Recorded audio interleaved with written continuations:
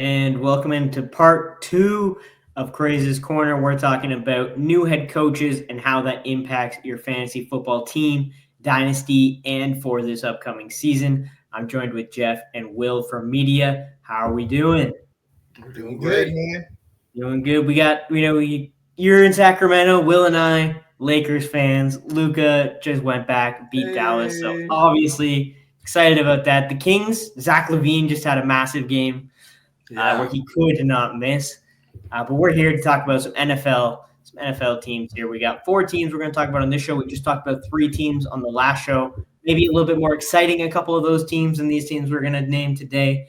We're going to start us off with the New York Jets, who are moving on from Aaron Rodgers. They brought in Aaron Glenn to be the team's new head coach, and Tanner Engstrand, who was the passing game coordinator for the Lions. So they're bringing in Lions scheme, system. Obviously, they'll put their own spin on it. I like Breece Hall. I'm worried for Breece Hall's sake that this offense is not going to be very good if they can't address the quarterback situation, but they could be in the market for one of the veterans. So if they can get a decent quarterback in the Lions system, I think you'll see Allen and Breece both have good games. Garrett Wilson, I don't expect to be on the team. Devontae Adams could be cut.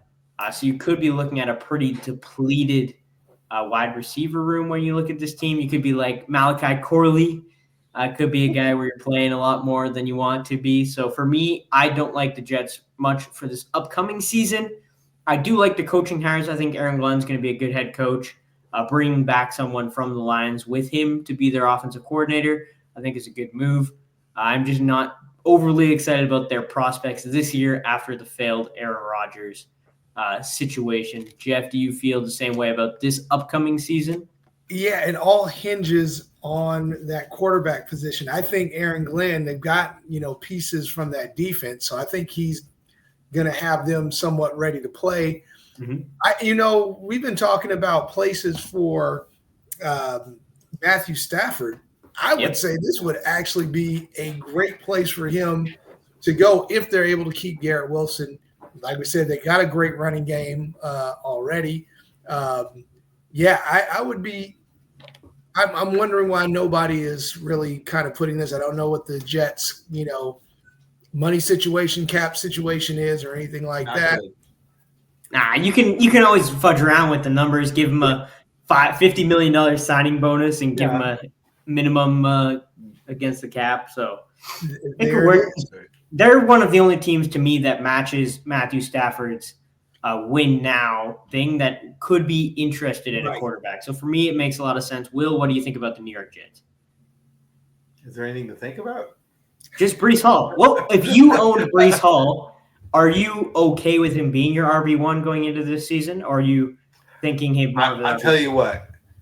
Depending on how the NFL draft goes, if I'm in Dynasty and I have Breece Hall, and I can move Breece Hall for the number 1 overall pick in my league, I'm moving him. Running backs' lives are short, and if this team is not have a good free agency, I'm moving him. That's fair. But that would get you Genty. So if you couldn't get Genty, would you trade him for like the 102? I don't think so. See, the question's going to be is you could come back and kick yourself because if the Jets are a dumpster fire, his value later this year won't be anything. It depends on who they bring in at quarterback. Because if they bring in Kirk Cousins, Breece Hall is going to go through the roof because he's going to catch 12 passes a game. He's going to be a PPR monster if they bring in a guy like Kirk Cousins. Kirk Cousins ain't going to. No, let me tell you something. As a Viking fan, that is not who Kirk Cousins is. He is not a big market quarterback, and he knows he's not a big market quarterback. He will melt in that. He couldn't handle Atlanta. He is not going to handle New York City. Yeah. So can you imagine those Jet fans and how they would destroy him? Like, no, I see Kirk Cousins in Indianapolis, somewhere where, he just kind of fits in. Fair enough. Yeah. All right, let's move on to the Jacksonville Jaguars. They brought in Liam Cohen from Tampa Bay. They have Trevor Lawrence on the massive contract. They have Brian Thomas Jr. They have Tank Bigsby. They have Travis Etienne. Evan Ingram is still a good tight end when he's healthy. Christian Kirk's on the roster, so they have some talent on the offensive side of the ball. Will Liam Cohen be able to come and bring it all together like nobody else has been able to do? I'm not hopeful, but I do think there is a chance that it could all work out for them if they could move Etienne, get a little bit younger through the draft, through free agency, help with the offensive line. I think this offense could be okay. I do like Trevor Lawrence as still the quarterback he can be. But to me, the Jaguars have failed him at every turn to put him in a good system. And Cohen did make Baker Mayfield look all right for about half of the games last year. It's not like it was when Baker was actually looking competent every week. So I'm not sure Cohen was the right guy for the Jaguars. If you have Brian Thomas Jr., I think you're obviously still excited about him because he's going to get fed the ball. But outside of that, I think I am a little nervous for this. This, to me, screams 2-year hire, and then the Jaguars will be looking for a new coach in a couple years. So dynasty-wise, I do not love it. Jeff, what do you think about the Jacksonville Jaguars? The Jacksonville Jaguars are just one of those teams to where it's just like fool's gold every year. I thought Doug Peterson was, had turned them around, and then the next year they just go ahead and flop again. And then there are some guys that I think are just made to be offensive coordinators. Mm-hmm. And I think that's what we're going to find out with this. A couple of these guys. Yep. And that's I'm telling you, Jacksonville's just like, we'll take anybody who wants the job sometimes. That's what it just seems like. Oh, you're interested in the job? You got it. It's yours. Let's see what you can do. So I'm not really – they always have pieces, but I'm never really excited, that they're going to really explode. It's a surprise if they happen to do that. So, it is horrible because it just seems like Trevor Lawrence is just getting just a bad shake in all this. I think his confidence is shot. I honestly think the best thing would be getting out of Jacksonville. I would like to see him with the Jets, something like that. I'm thinking, that would be. He's still a young quarterback. Somebody take a flyer on him. They were talking about trading him to the Steelers. I'm like, how about the Jets? I think he might be able to make it out there. So, but yeah, I'm this really does nothing for me. It's just like, they're going to be the same old Jags. Yeah. Unfortunately, with the new deal Trevor Lawrence signed, I don't think he's getting out of Jacksonville anytime soon because that's a real big dead cap hit. But I do like you said, it's really just the Jacksonville Jaguars that are the issue here. Will you agree? Just kind of Brian Thomas Jr., that's about it for this offense? Yeah, but, I actually watched Jacksonville a little bit this season. Something's not right with Trevor Lawrence. I don't know if he doesn't care anymore. I don't know if he got frustrated with the coaches and the ownership, and he's just like, this is just a job. But he's a problem. And if he goes into this season, first 4 or 5 games doing the way he did last year, Jacksonville has a real it's like they're going to be like Cleveland with Deshaun Watson. What do you do? Yeah. You are stuck with a quarterback that nobody's going to want. I think teams would still want Trevor Lawrence. That contract. Not with maybe but the contract thing would be like Jacksonville's taking on a huge chunk of that contract if they decide to move him. So I think it would be a lot for them to get out. I do get what you're saying when you're watching Trevor Lawrence play. It just kind of looks like he doesn't care. Right. He literally looks like we're being honest. If we watched some of those games last year, it was just going through the motions. It was not the kid that came into that team at first. No. So we'll see new coaching staff. Hopefully they can bring something out of him, but I don't know if Liam Cohen's the guy to do that. But we'll move on to another guy who was an offensive coordinator, Brian Schottenheimer in Dallas.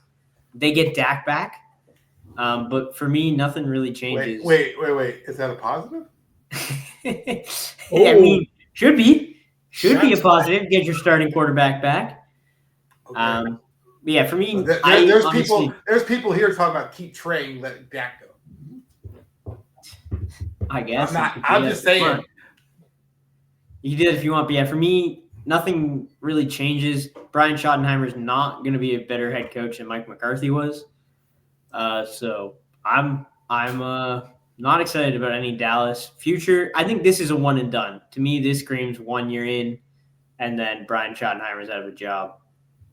You guys agreed? You guys, either of you like the Brian Schottenheimer hire? I was shocked, and I was just like, "Where are you?" I mean, I like the guy. I mean, if it was Marty Schottenheimer, like okay, but I'm just like, he's another one of those guys where I think he's, offensive coordinator lifer. But Mike McCarthy's been the one calling the plays for the most part. Right. So he doesn't even have the full offensive coordinator experience. I'm just looking back when he was with the Seahawks and the other jobs that he's had. I just feel like this was a weird for a prominent team. Now, if this was the Jacksonville Jaguars, I could say okay. Yeah, that's their guy. I'm just like, this is what you guys decided to go with, really? So that's what just kind of I would have thought they would have gone ahead and hired Kellen Moore over him. I was just like, I don't know. Kellen Moore was smart enough not to come back. That's probably it too. So maybe the cachet. I don't know if Kellen Moore was smart. We'll talk about the Saints in a minute. Right. I don't know if he was smart. I just think the cachet has just worn off to where coaches are just like, I don't feel like dealing with Jerry Jones. So maybe Jerry Jones is the issue. Until Jerry Jones is gone, I don't really see the Cowboys getting back to being that Super Bowl contending team that they used to be. I don't see it getting that much better with Stephen Jones either. He seems just as out there. He seems more open to at least hiring a GM and, bringing in other guys to make decisions as opposed to Jerry, who makes every decision for the team. Look, when Jerry's gone, the family will own the team for about another 5 years, and then they'll get tired of it because they're not their dad. No. They don't have the same need to be in the spotlight that the dad does. Right. And I think the family probably forces a sale within 3 or 5 years of owning the team. And, of the transition. But I'll tell you, I don't think there was a coach that could come into Dallas because it's obvious what the problem is now. Yep. Right? Look, honestly, anyone who follows football knew what the problem was. It's obvious. Even the average person understands what the problem is now, and that's not changing. No. And they're not going to. If we're having honest, the reason Dion really wasn't serious is Dion wasn't going to go. I think Dion would love to be the Cowboys coach, not just under Jerry. Mm-hmm. Yep. Jason Witten came out and said he would like to be the Cowboys coach in the future. Yeah. So it's just a mess in Dallas right now. I'm not in love with the new hire. We will talk about Kellen Moore, though, now, who is now the Saints' new head coach, which they're keeping Derek Carr. Mickey Loomis said that they think he's a quarterback they can win with. They have an old Alvin Kamara. Taysom Hill could be still in the Saints. He could end up heading over to Denver soon. They have Chris Olave, which is great wide receiver. But I don't like this move for Kellen Moore. I think he could have had other options available had he stayed in Philly for another year or even previously. I think this is a bad situation. The team has no win-now pieces, not enough win-now pieces to do anything with. They don't have the cap space in now and in the future to really start a good rebuild at this point in they're not rebuilding. They're not going to win a championship. They're in the middle, which means Kellen Moore won't have a job for more than 2 years, in my opinion. Kamara is probably the best option there. He'll get involved out of the backfield, but I think Olave, he'll have his games, but he'll be inconsistent with Carr. They need to address the quarterback situation, the cap. It's a mess in New Orleans. What are you going to say, Will? I actually don't think they're that in bad. I mean, this is if they finally just take cap hell for a year. Yeah. They're $64 million under next year, and they're $250 million under the following year. Mm-hmm. That's a lot of wiggle room to play with, right? I think Kellen Moore took this job because he was promised that this. I think they told him we're going to lose this year. We're finally. If they did that, then that would be all right for Kellen Moore, but they have to make that decision that they're not gonna. Oh, I think they've already done it. The fact that they're bringing Derek Carr back, come on, they know they're not going to win this year, so I think they're playing for the first round pick next year already, and they told Kellen. And I think Cam Jordan gets moved, Taysom Hill gets moved, I think Kamara might get moved, because if you're gonna lose, just fucking lose, right? And let Kellen bring a quarterback in the following year that you're going to want in that draft. And he's not a bad play caller. He's a good mind. He has a good mind. We'll see how he is as a coach. But I think the reason he took the Saints job is because there is no pressure this year. If the Saints go 0-17, are any of us going to be shocked? My only concern is that the Saints have been in this limbo since Breeze left. Everyone knew they weren't going to win anything, and they just still keep trying to bring in veterans and trying to win. That's what we've seen from them in the past. That's what I expect them. Like if I had to bet on what the Saints are going to do, I think they're going to do some things that don't make sense for their future. They're going to restructure some deals this year, eat away at that $64 million in cap space next year, start eating away 3 years into the future with more dead room being restructured and void years and all that stuff that they love to do. If they do just take it this year and say, we've had enough, we're going to put everything onto this year, that's great for Kellen Moore's job prospects and for the Saints in the future. I do not have the faith that they do that. Jeff, what do you think about the Saints? This is one of those things where it's very, very unpredictable because I don't know, like looking at other offensive coordinators, I don't know if Kellen Moore is just a play caller or if he's eventually going to morph into a good head coach. He's brought in Brandon Staley, so they could just be the underachieving duo they were with the Chargers, with a lesser quarterback. So it's just – and then I'm looking at the health of all these guys. We don't know what Chris Olave is going to be. That's the whole thing with his concussions and all of that stuff. Mm-hmm. So it's like who you have as your receivers now? So he is really starting with like half a player on offense, and Alvin Kamara. I'll say he's got one whole player with those two, with Alvin Kamara and Olave. Yeah. And other than that, it's like, what else do you have? The defense was the only thing holding things somewhat together, making them somewhat competitive. And now with Brandon Staley in there, I don't know, what you're going to get. So I'm just going to watch during the offseason and see what they're able to do. What I'm looking at is maybe them waiting till a later round, maybe trying to get somebody like a Jalen Milroe or something like that and actually try to turn him into Jalen Hurts. I can see stuff like that. Maybe start to give him just a tiny spark, but nothing where I'm really expecting anything this year. I only see one way this team is watchable this year, and that's Derek Carr gets hurt in the preseason, and Jameis Winston comes out. They sign him, bring him in, and Jameis Winston's their starting quarterback for 17 games. That's what I want to see from New Orleans this year. I want to see some Jameis, loves the city, bring him back, let him just do what he does. You'll lose games, but it'll be fun. There it is. 500 yards, 5 interceptions. It's fun to watch. Maybe not for Saints fans, but for everybody else, it's entertainment. 6-10 team. Yeah. Or a 6-12 team.